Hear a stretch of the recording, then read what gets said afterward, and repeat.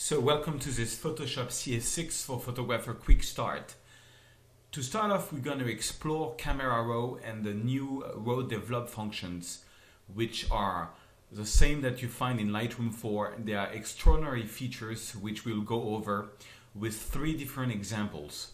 So I'm on Photoshop CS6. This is the new interface, which is like a dark gray. And personally, I love it because I'm a big Lightroom user and I've always been used to this like dark interface, and I think it's very nice. So let's jump over to Bridge so we can go click on File, Bronzed Bridge, so I can show you the raw files we're going to be working with. The first raw file we're going to be working with is this one.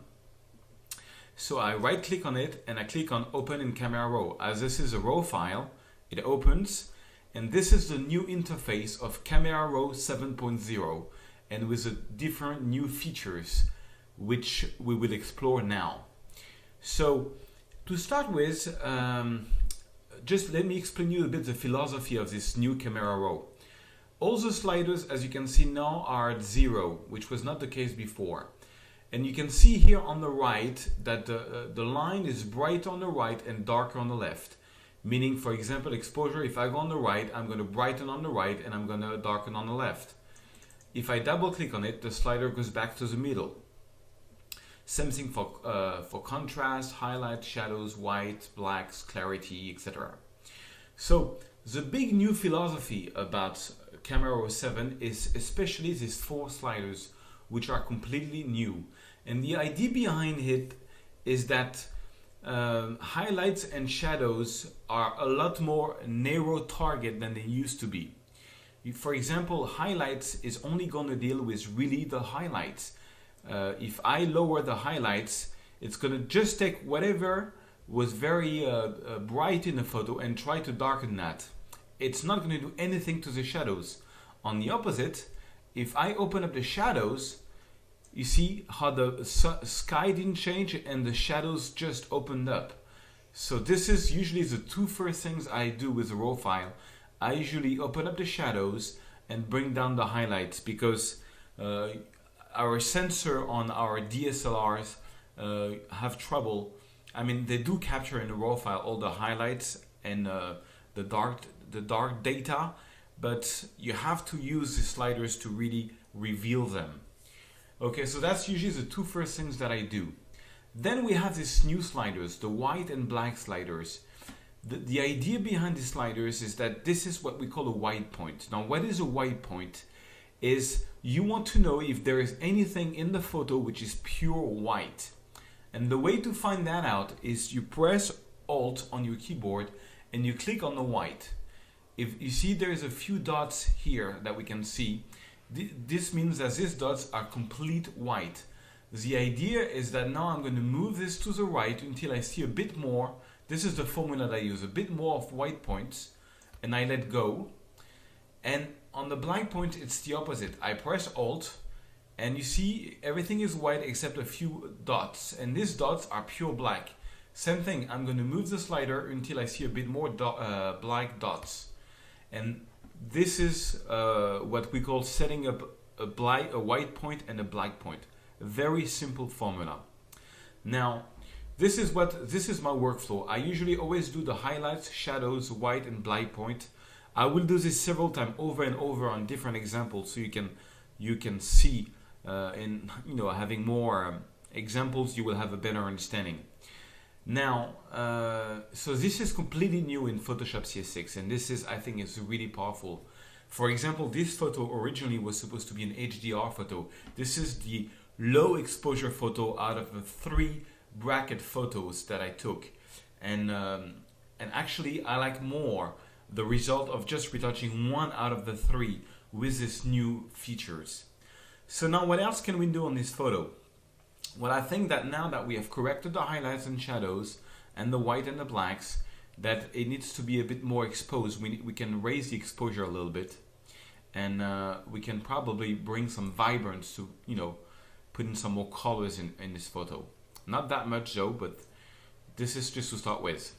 Now, the next thing that I use a lot, and I used to do this in Photoshop CS5 and earlier versions of Camera Raw, is to use the gradient filter. As a reminder, the way the gradient filter works is that you can use any of the camera raw options, but you use them on the gradient, and there's a lot of new options in Camera Raw 7. So to put all our sliders down to 0, because you can see they're in a state that I used to have them, you know, the last time I used them, they are still in that state. So what I want to do is I want to lower the exposure of the sky. So if I just click here on minus, it sets all the sliders at 0 except the exposure, which is at minus. Now I can just click and drag, and that's going to put a filter, a gradiated filter over the sky. And I can even put more saturation, and it's just going to put more saturation in the sky.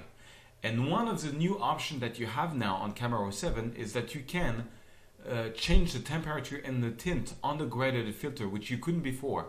That means you can have several temperature shifts on the same photo, and that's a major change. For example, let's say that I want the sky to be even more blue. I can just, you know, get the temperature to the left, and it's only going to change the temperature of the sky. You know, I like to have this nice blue, and maybe add a bit of, you know, of magenta, reddish in the sky, you know, to get closer to the sunset. Now this is completely new in Camera Raw 7. Now there is a few other sliders which are completely new. For example, the noise reduction and the moire reduction is totally new in Camera Raw 7. And we're going to use noise reduction a bit later on. So, okay, now I have done the filter, the gradient filter on the sky. You can see before and after. This is before the gradient filter on the sky. This is after. What a change. However, I think the photo is lacking of the colors of the sunset, because it was a lot more reddish than that. But I don't want to touch the temperature of the sky. I just want to bring a bit more the sun here. And the way I'm going to do this, I'm first going to click on N to get out of this, is I'm going to use the adjustment brush. Same thing, the adjustment brush has all these new sliders. Now, what I want to do is I want to put everything down to 0 except the tint. I want to make this a bit more reddish. So I click on plus. Everything goes down to 0 except the tint that went a bit on the right. And maybe add a bit of warmer temperature. Now this is my brush size. You can change the size here. I'm going to make it a bit smaller. And I'm going to, and this is a complete first time ever, I'm going to painting temperature. This is something you could never do before. Okay, now check this out. Now it doesn't do much, so I can add a bit more yellow and a bit more red, but as you can see, check it out, before the brush strokes, all of them, after. You can see how I brought some red back in. I can even add some more saturation on the top of the temperature, and the saturation is only going to happen where I brushed.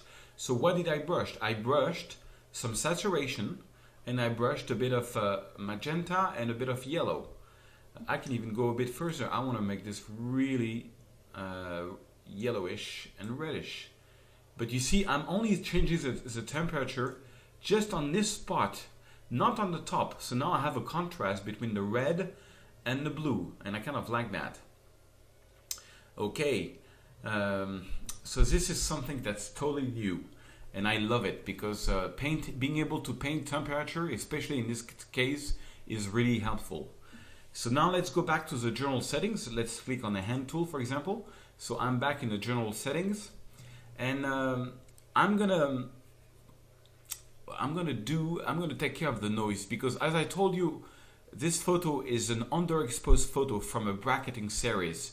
So if I zoom here at 100%, I don't know if you can see it on the video, but here, in this part, which was really way underexposed, well, you have noise. There is a lot of noise, and this is the new good news, is that now I can go back in the brush, and I can click on noise reduction by clicking the plus here. Everything goes down to 0 except noise. I can even boost noise reduction, and I can paint noise reduction.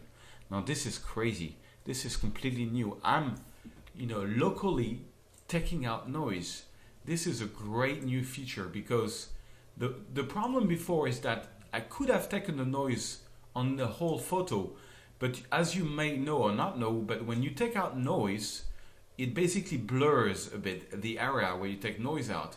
And I prefer, as far as this photo is going, to have just this part, this black part where there is the noise, to be a bit blurred, and not everything on the photo.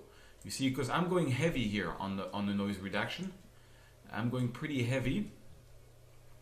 So I took out the noise just on this black part here. And on this part, this is the part where there is the most noise.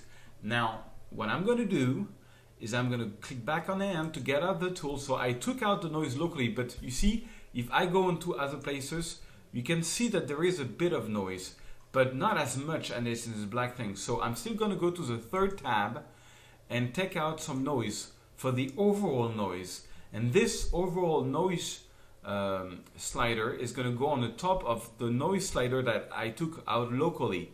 This way I'm sure I have a complete noise-free photo. So on the top of taking out the noise, I'm going to bring the sharpening around 60 to 70. This is the... So on a photo that has a lot of noise, I usually go between 50 and 60, which is the case here.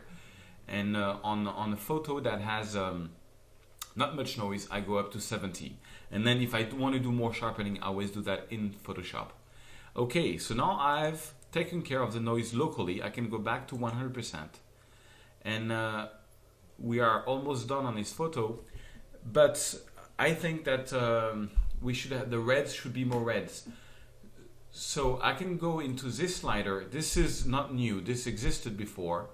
And I can go into the hues and take, you see the way the hues works, in case you don't know, is basically you have colors: red, orange, yellow, green, aqua, blue, purple, magenta. And you can shift colors. For example, you see the orange. I can take anything which is a bit yellow and push it more towards the red.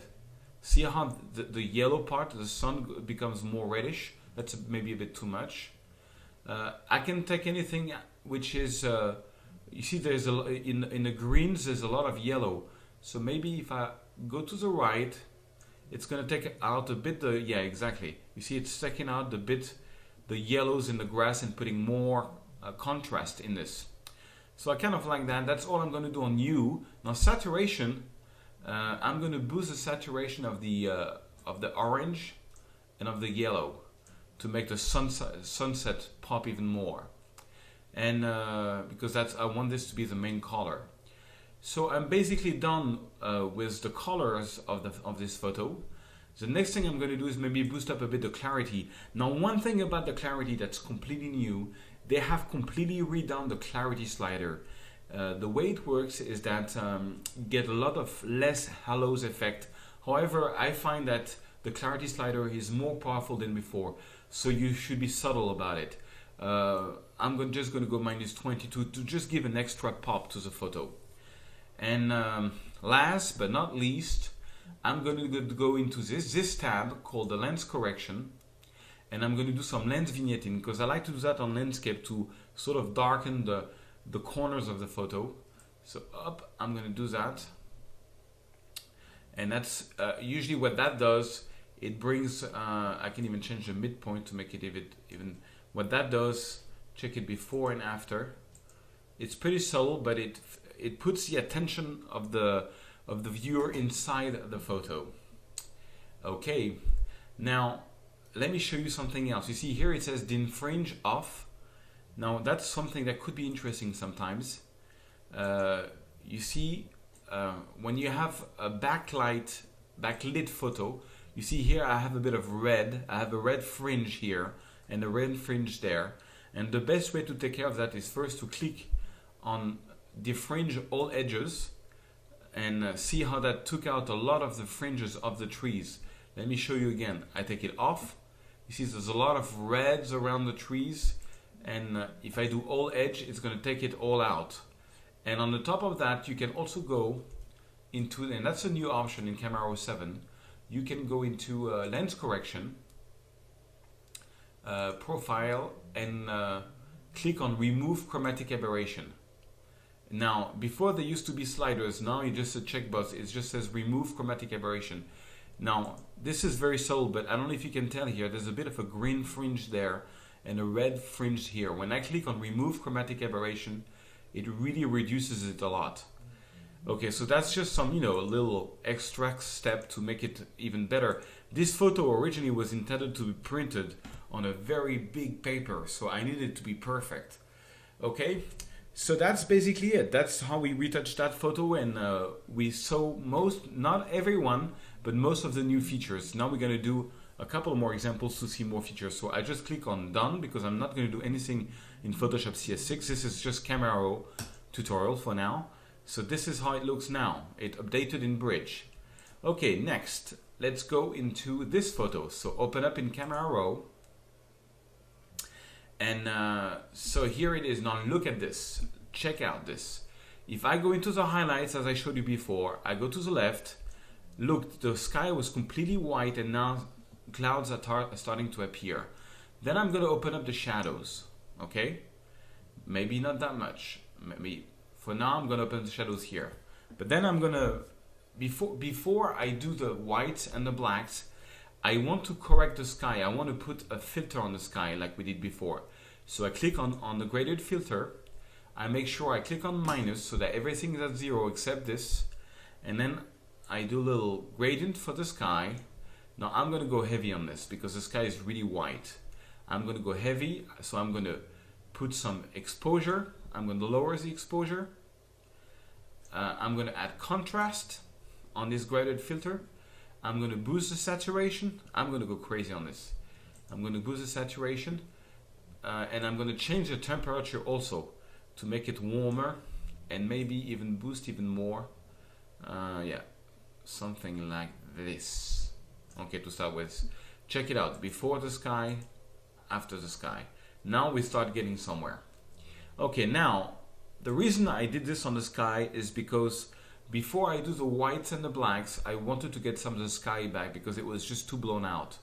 So now I have that. Let me show you. Let me show you the white. So now I click on Alt and I go to the right until I find a white point, which should be in the sky. Here it is. I'm gonna bring some. Now I have to seriously. Okay, so that's the white point, and I'm gonna bring the black point. And already you will see. This is, I usually do it. This is the method, until I see a bit of dots, pixels, and I let go. So now we have a much bigger contrast than before. Check it out, before and after. Now I'm gonna boost even more the contrast. And I'm going to boost the clarity. Not that much. See how I did plus 48, how it's too much. I'm just going to go like plus 9 or plus 20 on this one. Okay, and now I'm going to put up the shadows even more. Yes, I'm going to put up the shadows even more. So this is really the main sliders you work with. The new highlights, the new shadows, the new whites, the new blacks, and the new clarity. Very important. I'm going to bring the overall temperature to the left to make it warmer so that it goes more with the sun here. Okay, to make it even more warmer. And maybe I'm going to lower, the exposure, the overall exposure to make it a bit more intense, more dramatic, and move the temperature even more to the right with a little bit of magenta. This is just my taste. Okay, now check it out. Before the journal and after, quite a change, quite a major change. Okay, I know that there is not much noise in that photo, but when there is not much noise, I always put like a plus 10, in case there is like some hidden noise, and I put the sharpening amount to around 70 because I know there's not much. That's my formula. Okay, next I'm going to go same thing into the lens correction. Click on remove chromatic aberration. I always do it by default. I will also click enable lens profile correction. This will detect that this was shot with a 24 to 70 2.8 lens, and so it made the photo a bit less distorted. And now I'm going to go into manual because you see this line is not straight and I don't like that.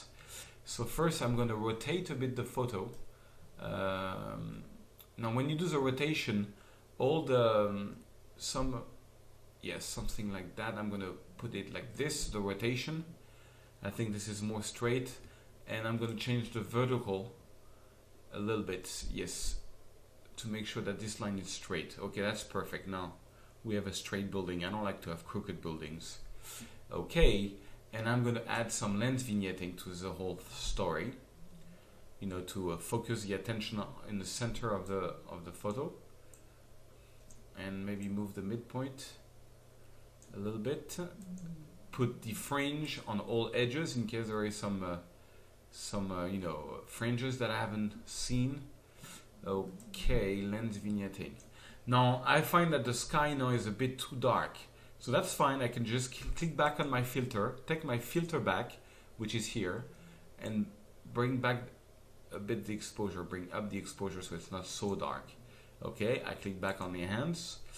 Okay, so I'm pretty much done with my raw development. Now one thing I'm gonna do, I'm gonna add some vibrance. I didn't do vibrance yet. I want the greens to be greener, you know, everything. So maybe I'm gonna go straight into this slider and take the greens. I want the grass to be a bit greener.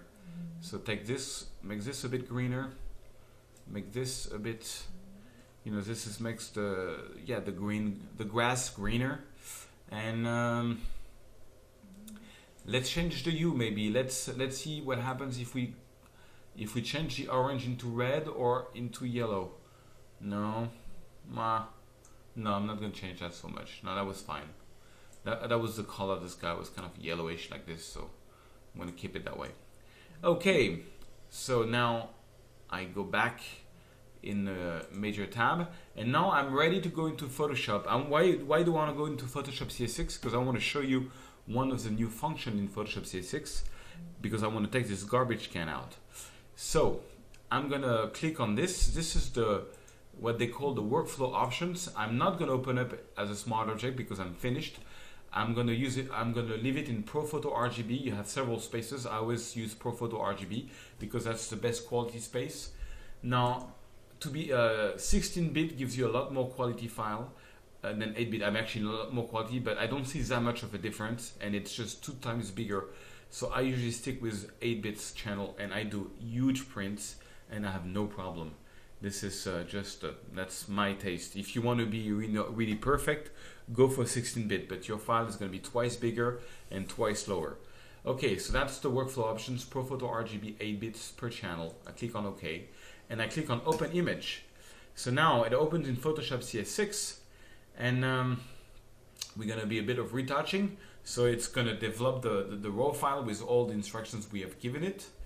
Okay, oh, I forgot to crop the photo. Here you see there's a little bit of a gray area from the lens correction I did, but that's fine. We're going to recrop the photo, and I'll show you the new cropping tool in the same time, which is lovely. So I'm going to duplicate the background, and let me zoom here on the garbage can. Now the great new option in CS5, a new option was released called Content Awareness. And the way this works is you can take any selection tool like the lasso tool.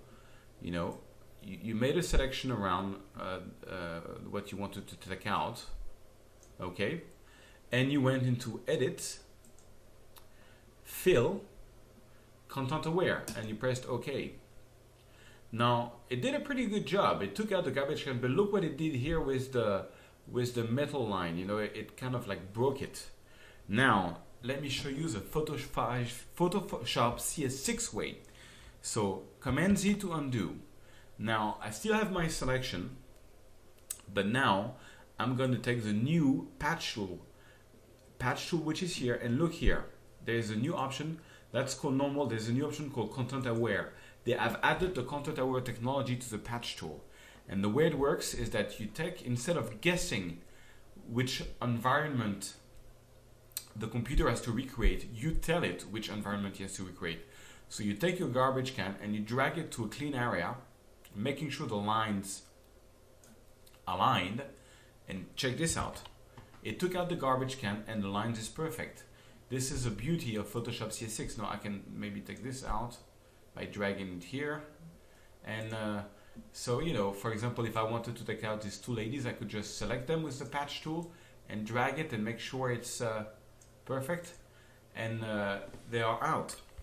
So this is a great new feature. The fact that they added the content-aware algorithm to the patch tool is crazy good. Okay, now let me show you the new crop tool because I need to crop this photo.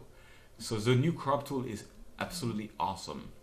And there's many things I like about it. There's one main thing that I like. It's called delete crop pixel. Make sure that this is turned off. I think by default it's turned on because the way it works is that in the past when you used to crop a photo, let's say I wanted to crop this photo this way, which is not what I'm going to do, but this is for the example.